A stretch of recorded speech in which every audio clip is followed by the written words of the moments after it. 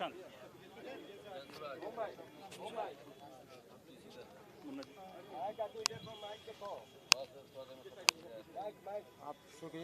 ये कर आज चुनाव की घोषणा हुई है और प्रशांत किशोर जी हमारे पार्टी के राष्ट्रीय अध्यक्ष श्री उदय सिंह जी हैं उपस्थित। आप लोग को यदि कोई प्रश्न हो तो स्वागत है। पहला प्रश्न ये है कि ऐसा कहा जा रहा था कि चुनाव छठ के बाद होगा। अगर छठ के पहले होता तो ज्यादा चांसेस होता कि जो युवा बाहर से आ रहे हैं क्योंकि ज्यादातर जो जन स्वराज के वोटर्स होंगे वो बाहर ही क्यों पलायन करके गए हैं। लेकिन अब तो छठ के बाद चुनाव है, तब तक तो लोग जा चुके होंगे वापस अपनी नौकरी में, तो जन स्वराज को कितना नुकसान होगा? ऐसा प्रतीत होता है कि तिथियों को जानबूझकर ऐसे समय में रखा गया है कि उनका मानना है कि जो बाहर से आएंगे वो चले जाएंगे। लेकिन हम लोगों का मानना है कि जो लोग बिहार के बाहर हैं और यहाँ आएंगे वो अपने 10 दिन की नौकरी कमाई सब कुछ गंवा कर यहाँ रहेंगे। और जो ये सरकारी पक्ष या इलेक्शन कमीशन की मंशा है कि वो लोग चले जाएंगे और तब वोट होगा, ऐसा नहीं होने वाला है। जो लोग यहाँ आएंगे, याद कीजिएगा कि ये वही लोग हैं जो कोविड के समय में पैदल और साइकिल पर चढ़ के अपने घर पहुंच गए थे। ये लोग बिहार से तब तक नहीं जाएंगे जब तक बिहार को बदलने में अपनी सहभागिता ये नहीं दर्ज कराते हैं। और हमारा मानना है कि एक भी वो व्यक्ति जो दिवाली और छठ के समय में यहाँ आएगा, वो एक भी व्यक्ति ऐसा नहीं होगा जो बिहार से चला जाएगा बिना अपने मत का प्रयोग किए हुए। 6 तारीख को शरद कार्तिक पूर्णिमा है, आज 6 तारीख का वोटिंग है, क्या इसका प्रभाव पड़ेगा? ये जो भी करना चाहें, बिहार के लोगों ने मन बनाया है कि अपने मत का प्रयोग करेंगे, बिहार में बदलाव करेंगे, एक अपने लिए अपनी व्यवस्था बनाएंगे। और ऐसे ये जो भी रोड़े अटकाना चाहें, हमें नहीं लगता कि ऐसा कुछ होने वाला है। बिल्कुल मतदान शांतिप्रिय ढंग से और बहुत भरपूर मत में होगा। प्रशांत जी चेहरे पे थोड़ा सा टेंशन तो दिख रहा है इस बार। एकदम टेंशन मुक्त हो गए। टेंशन 3 साल 3.5 साल जो विद्यार्थी पढ़ता है उसको ही परीक्षा से पहले टेंशन होता है। जो विद्यार्थी पढ़ता नहीं है उसको कोई टेंशन नहीं।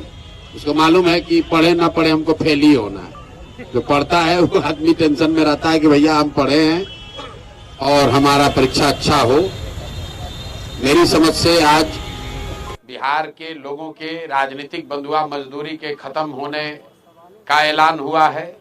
ये चुनाव की तिथियों की घोषणा नहीं है, बिहार के बच्चों के भविष्य के सुधार की शुरुआत होने की तिथि की घोषणा है। क्योंकि इस बार बिहार जाति धर्म नाली गली मोदी नीतीश लालू प्रशांत किशोर के लिए नहीं, अपने अपने बच्चों के लिए वोट करेगा, अपने बच्चों के पढ़ाई और रोजगार के लिए वोट करेगा, बिहार में बदलाव के लिए वोट पड़ेगा और उस शुरुआत के लिए वोट पड़ेगा जिस सपने को लेकर हम लोग यहाँ आए हैं कि आने वाले 10 साल में इस देश के 10 अग्रणी राज्यों में बिहार को शामिल कराएं।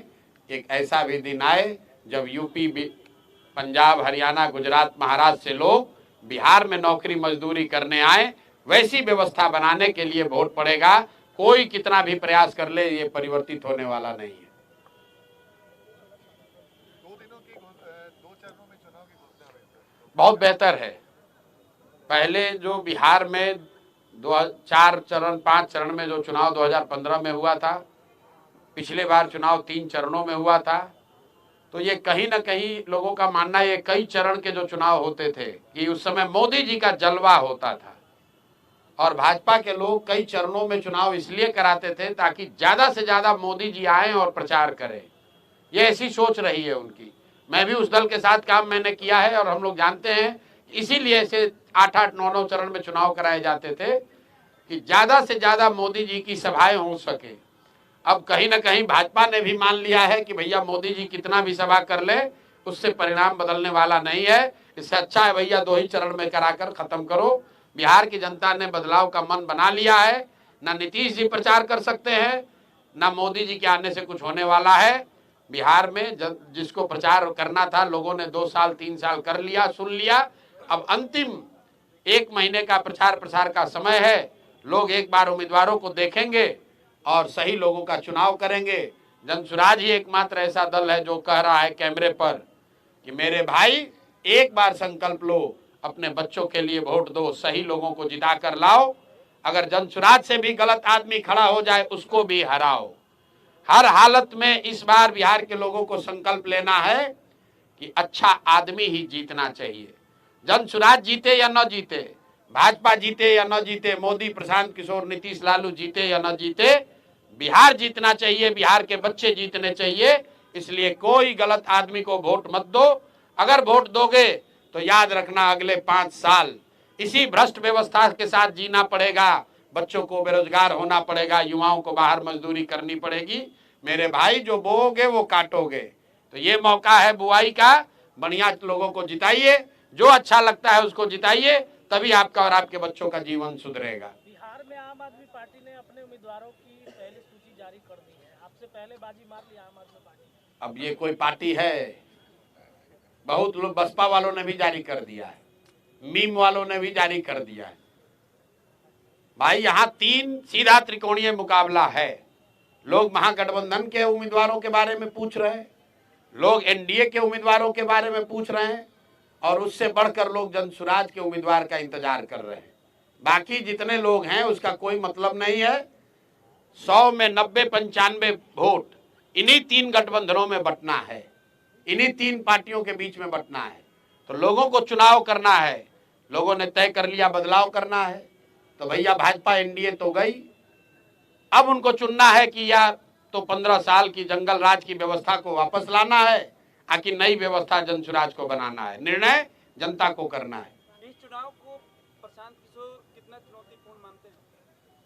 प्रशांत किशोर सारे चुनाव को चुनौतीपूर्ण मानते हैं।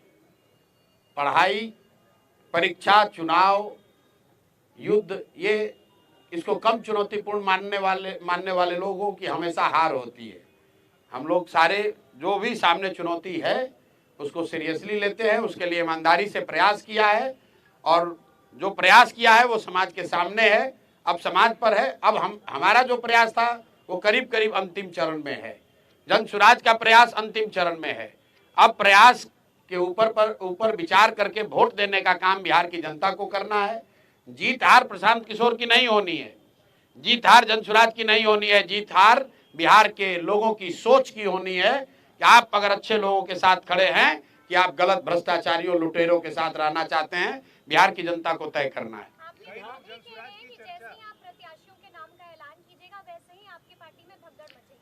भाई ऐसा है, विरोधी पिछले 3 साल से कुछ न कुछ कहे ही जा रहे हैं। अरे देखिए कितना दिन पैदल चलेंगे, पैदल चलेंगे तो इनके साथ कोई नहीं आएगा।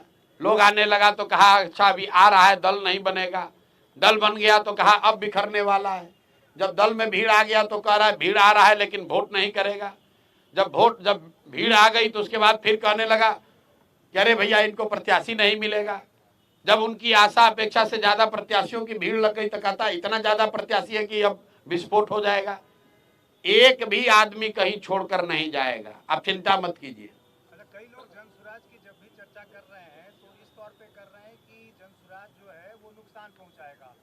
किसी खासतौर से पहले महागठबंधन की चर्चा हो रही थी, अब ज्यादा चर्चा इस बात की हो रही है कि एनडीए को नुकसान पहुंचाएगा। तो वाकई किसको नुकसान पहुंचाएगा? दोनों को नुकसान पहुंचाएगा। गणित आप समझ लीजिए, पिछली बार दोनों गठबंधन को मिलाकर 72% वोट पड़ा है। तो जितने आप लोग पत्रकार अनुभवी लोग हैं जो ये कह रहे हैं कि जगह नहीं है, तीसरे का विकल्प का जगह कहाँ है, तो आप समझिए कि पहले तो भाई दोनों गठबंधन को मिलाकर 72% वोट पड़ा है, मतलब 28% लोगों ने तो पहले से ही इनको नकारा हुआ है। तो उस 28% का एक बड़ा वर्ग जो है वो जनसुराज को वोट करेगा।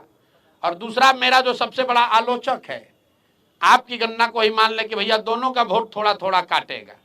मान लीजिए आपका जो भी गणना, हमारे पास तो थर्मामीटर है नहीं कि बता दें किसका कटेगा कितना, लेकिन इतना तो सब मान रहे हैं कि दोनों का कुछ ना कुछ नुकसान होगा, किसी का ज्यादा थोड़ा किसी का कम।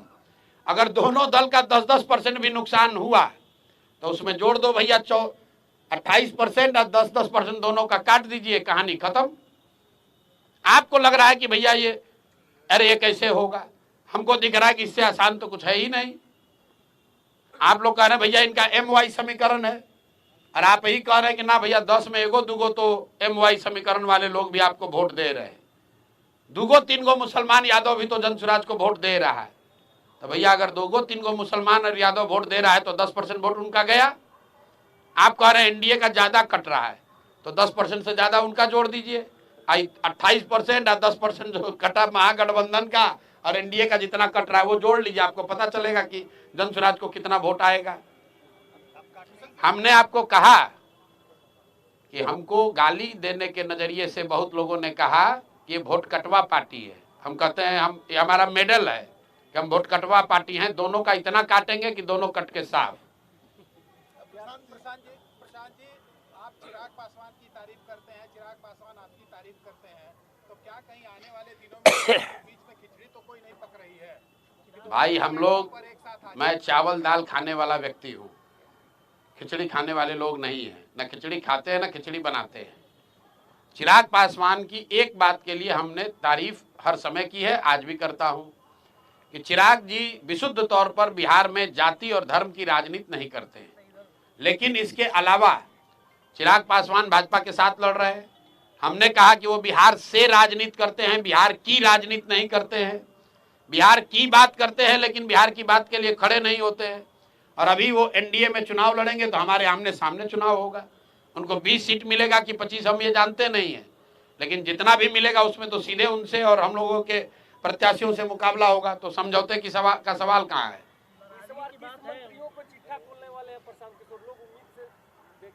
यार लोग चुनाव देख रहे हैं कि चिट्ठा खोलना देख रहे हैं? अब देखिए प्रशांत किशोर की जनसुराज की ताकत, चुनाव से ज्यादा इस बात की लोगों को चिंता है कि प्रशांत किशोर किसका चिट्ठा खोलने वाले हैं। जो जो सबसे बड़े चोर है उनका चिट्ठा फिर खोला जाएगा। आप लोग भी कुछ खबर है तो दे दीजिए, आपका भी शामिल कर लेंगे उसी में। माननीय सांसद पप्पू यादव बताएं कि प्रशांत किशोर सबसे बड़े जातिवादी नेता हैं। सब व्यक्ति के जवाब देना जरूरी नहीं है। प्रशांत जी, आप कई बार कह चुके हैं कि पहले लड़ाई एनडीए और जनसुराज के बीच में, अभी भी कह रहे हैं। अभी आपने कहा कि एनडीए चली गई, अभी भाजपा अरे भाई चली गई मतलब हारना निश्चित है, इसलिए कि उनका डिनोमिनेटर वोट का बड़ा है। महागठबंधन जो है उसका टोटल वोट का टारगेट ही 30-35% है। जिस MY समीकरण की आप बात करते हैं वो दोनों जोड़ दीजिएगा तो मैक्सिमम 35% वोट होता है। बाकी 65% मोर और लेस एनडीए के साथ पिछले 20 साल में रहा है। तो निश्चित तौर पर मुकाबला एनडीए से है। बिहार में जातीय राजनीति होती है, स्वीकार कोई नहीं करता। अभी बार-बार MY समीकरण का हवाला देकर हम लोग बोल रहे हैं, तो क्या जनसुराज भी जातीय समीकरण का ख्याल रखेगी?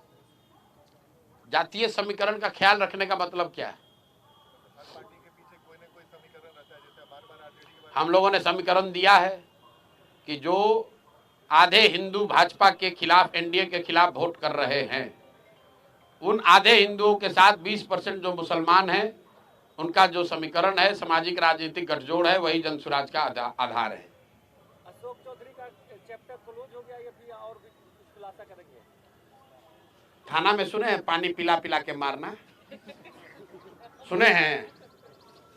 तो इनको पहले एक बार बोले तो ये एक कि 25 करोड़ में टिकट खरीदे हैं तो मानहानि का ही हमको नोटिस भेजे थे। फिर इन पर जब खुलासा हुआ ये फर्जी तरीके से प्रोफेसर बने हैं तो आप लोग के चैनल पर आकर बोले कि प्रशांत किशोर को सुप्रीम कोर्ट तक लड़ाएंगे। फिर इन पर जब 200 करोड़ के बेनामी संपत्ति का हुआ तो हमको 100 करोड़ का नोटिस भेजे हैं।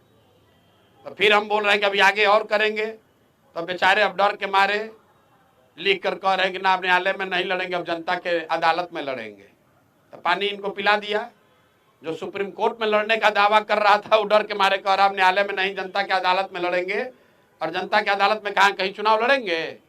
तो पहले आप लोग अब पूछ लीजिए कि अगर अशोक चौधरी कहीं से चुनाव लड़ रहे हैं तो वो बता दीजिए, और नहीं लड़ेंगे तो सरेंडर कर दिए। आपका तय हो गया कहाँ से लड़ेंगे? हाँ बिल्कुल, अभी घोषित कर देंगे। अभी जब 9 तारीख को 9 तारीख, अरे तो हमारा अलग से नहीं ना घोषित होगा। 9 तारीख को लिस्ट जारी होगी तो उसमें आप देखिएगा कि कौन कहाँ से लड़ रहा है। सर आपके हिसाब से ऐसा माना जाए कि आज प्रशांत किशोर का भी नाम हो सकता है, बिल्कुल हो सकता है। मुख्यमंत्री ने आज पटना मेट्रो का उद्घाटन किया, आज उनका ये लास्ट उद्घाटन होगा? लास्ट उद्घाटन है नवंबर में, 9 दिसंबर तक। अगला हमने बहुत दिन पहले बोला है, इस बार जब मकर संक्रांति के दिन बोला था कि ये लास्ट दही चूड़ा आप खा रहे हैं, एक अन्य मार्ग पर आगे खाने को नहीं मिलेगा। मेट्रो स्टेशन अच्छी तरीके से लिख लीजिए इस बात को, अगला दही चूड़ा नीतीश कुमार एक अन्य मार्ग पर नहीं खाएंगे। अगर खाएंगे तो आप आकर हमसे पूछ लीजिएगा। प्रशांत किशोर एक अन्य मार्ग पर दही चूड़ा खाएंगे क्या? एक जमाने में जब लालू यादव बोलते थे तो पूरा देश सुनता। आज प्रशांत किशोर बोलते हैं तो पूरा देश सुनता नहीं, तो वोट भी मिलता था उनको। आपको भी पूरा देश सुन रहा है, आपको भी उसी हिसाब से वोट मिलेगा। देखिए, लालू जी क्या बोलते थे, क्या सुनता था, कौन सुनता था, ये मैं नहीं जानता हूँ। मैं ये जान रहा हूँ कि जो जनसुराज कह रहा है, जो प्रशांत किशोर कह रहे हैं, वो लोग इसलिए सुन रहे हैं कि लोगों की जिंदगी से जुड़ी हुई बात हम लोग कह रहे हैं। हम लोग जाति धर्म की बात नहीं कर रहे हैं। आप लोग यहाँ पत्रकार हैं, आपने कोई बिहार का चुनाव देखा जहाँ पर इतनी सरकारी घोषणा हुई हो? चुनाव के पहले सरकार ने तिजोरी खोल दिया, हर आदमी को एक तरह से सरकारी तरीके से घूस देने का कोशिश किया है। प्रशांत किशोर 1 साल से कह रहे हैं भैया चुनाव आएगा, नेता और सरकार पैसा देगी, 500, 1000, 2000, 5000 रुपया जो पैसा दे पैसा ले लो, लेकिन इससे संतुष्ट नहीं होना। अपने बच्चों के लिए रोजगार पढ़ाई मिले उसका जुगाड़ कर लेना मेरे भाई। 10,000 रुपया दिया है, 1 महीना में खत्म हो जाएगा, लेकिन बच्चे को रोजगार मिलेगा, जीवन सुधर जाएगा। तो नीतीश कुमार की जो सरकार है ये जनता से 5 बरस लूटा है और उसी लूट के पैसे से 2000, 4000 रुपया दे के फिर वोट खरीदने की कोशिश कर रहे हैं। कहीं कोई माहौल नहीं है। लाखों करोड़ रुपया सरकार ने बांट दिया, फिर इतना होने के बाद तो हर जगह नीतीश होना चाहिए था। कोई कहीं चर्चा नहीं है, सिर्फ और सिर्फ एक ही बात अभी लेकर बैठे हुए हैं कि जातीय समीकरण है, लालू जी के डर से हमको वोट पड़ जाएगा। इसके अलावा कहने के लिए कुछ नहीं है उनके पास। प्रचार भी नहीं करने को तैयार है। 2 चरण में चुनाव हो रहा है। यही भाजपा वाले 2015 में 5 चरण का चुनाव कराए थे, 1.5 महीना चुनाव चला था। अब इतना भी विश्वास नहीं है कि मोदी जी के आने से वोट बदलेगा, तो कहता है चलो भाई जल्दी करा के निपटाओ। प्रशांत जी, माना जाए 2026 में प्रशांत किशोर एक अन्य मार्ग पर दही चूड़ा खाएंगे, उसका आयोजन करेंगे? प्रशांत किशोर खाएं या ना खाएं, नया मुख्यमंत्री दही चूड़ा खाएंगे। बिहार में जनसुराज का मुख्यमंत्री एक अन्य मार्ग पर बैठ के दही चूड़ा खाएगा और आपको भी निमंत्रित किया जाएगा, क्योंकि वो नीतीश कुमार का काल नहीं होगा कि मुख्यमंत्री आवास जो है वो सिर्फ उनके और उनके भूंजा पार्टी के लिए नहीं है, वो जनता के लिए है। सब आपको भी आमंत्रित करेंगे, आप भी आकर खाइएगा। अब ये किसने बताया? अभी तो आप लोग कहे कि हम लोग को वोटें नहीं मिल रहा है, अभी आप मुख्यमंत्री का चेहरा पर आ गए। अरे भैया तस्वीर साफ अगर अभी बता दे कौन कौन चुनाव लड़ रहा है तो 9 तारीख के प्रेस कॉन्फ्रेंस का क्या मजा रह जाएगा। तब 9 तारीख को देखिएगा कि कौन कौन लोग लड़ रहे हैं। प्रशांत किशोर के अलावा कई ऐसे